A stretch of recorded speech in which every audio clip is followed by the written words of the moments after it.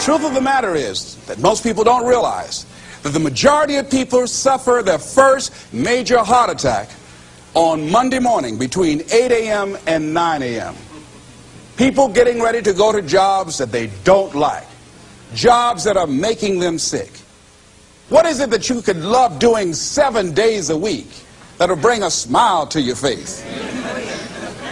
Think about that. You've got to start saying yes to your life. You've got to start saying yes to your dreams, yes to your unfolding future, yes to your potential.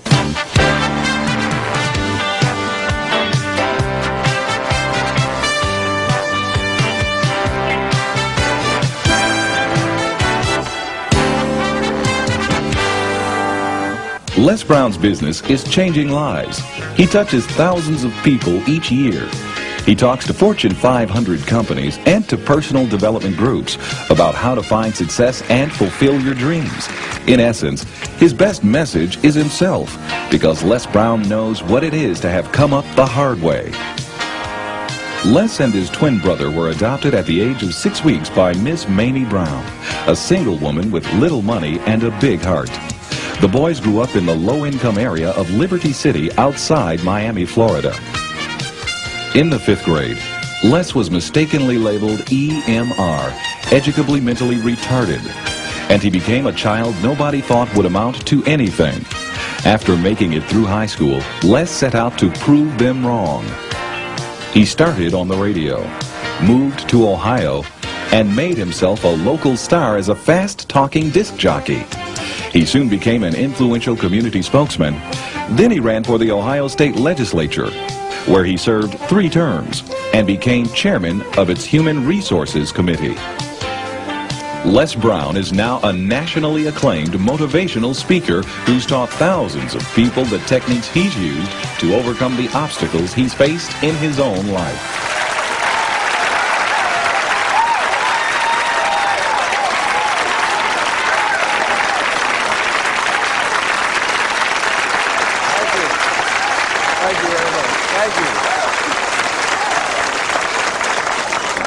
You guys look like you're ready. Repeat after me, please. This is my decade. This is my decade. You know, every year I used to say, this is my year. But ladies and gentlemen, one good year won't be enough for me. How many of you can use a good decade? Raise your hands, please. Fantastic. All right, now, here's what I want to do. I want to share with you how you can begin to make this your decade. How many of you know within yourself, if you ask yourself the question, have I done all that I'm capable of doing or being and living up to my potential? How many of you have to really answer, no, I have not done all that I can do? Raise your hands, please. Okay, very good. Now, here's what we know.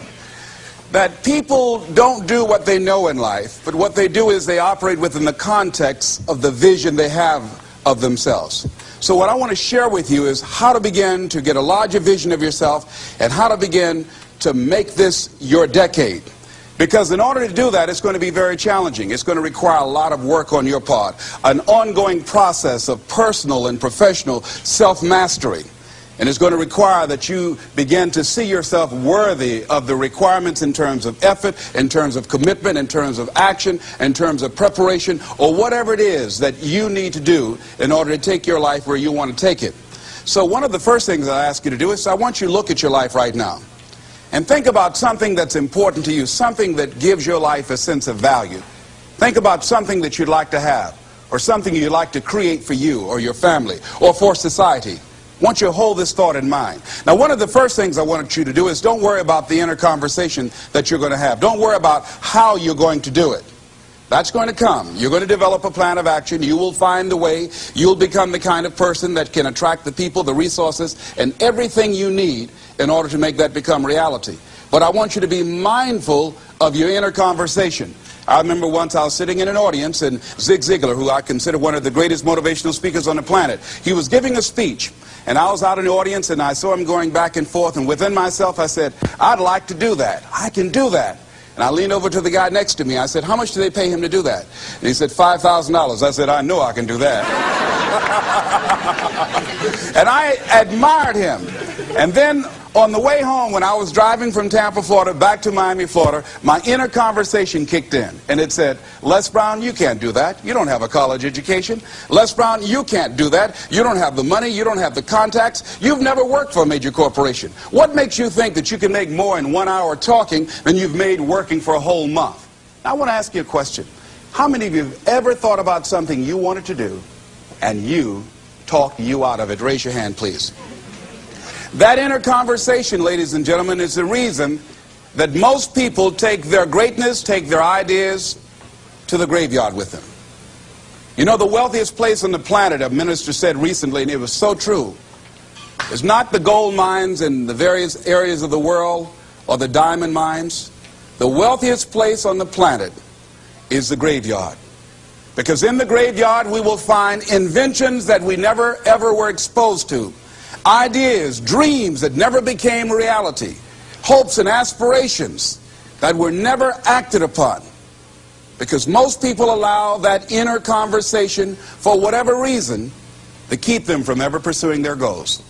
So let us begin to look at what's required in order to make this our decade. Why is it that most people don't ever reach their goals or live up to their true potential? One is fear. And there are only two kinds of fears that we're born with. The fear of falling and the fear of a loud sound. All other fears we learn, like the fear of failure. The next is the fear of success. That's one of the major challenges I had to deal with. I was working on a major project, and after it began to grow and it was extremely successful, I panicked and I walked away from it and gave it to someone else because I didn't believe that I could handle it. The other thing that keeps most people from reaching their goals is that a lot of people become comfortable. They stop growing. They stop wanting anything. They become satisfied. They stop looking at ways in which they can improve themselves. They stop putting things in front of them. I was reading something by a great man, George Bernard Shaw, and he said something to the effect that to have succeeded is to have finished one's business on earth. Like the male spider who is killed by the female spider the moment he has succeeded in his courtship. And he goes on to say, I like a state of continual becoming with a goal in front and not behind. I remember after giving a speech at a major corporation, a gentleman came up to me who was up in years, and he said, you know, that's real great motivation for you young guys, but I've done all my work. There's nothing else for me to do. I said, oh yes, you've got a lot to give. You have a lot to offer. The fact that you're still here means that your business is not through yet. The other thing that keeps us from reaching our goal is not feeling worthy. That's where a lot of people get stuck. Because see, when you don't feel worthy of your goal, you'll begin to unconsciously engage in self-destructive behavior, like procrastinating, constantly putting things off, squandering your time, and that's what life is made of. Something else that keeps us from reaching our goal, and that is many times because we spend so much time complaining and blaming everybody or everything. I'm reminded of a friend of mine who talked about the fact that one day he was walking by this house and some people were sitting on a porch, and there was a dog on the porch, and this dog was just moaning and groaning. So he was curious, and he asked the owner, he said, why is this dog moaning and groaning? And the owner said, because he's laying on a nail. He said, well, why doesn't he get off? He said, it's not hurting bad enough for him to get off.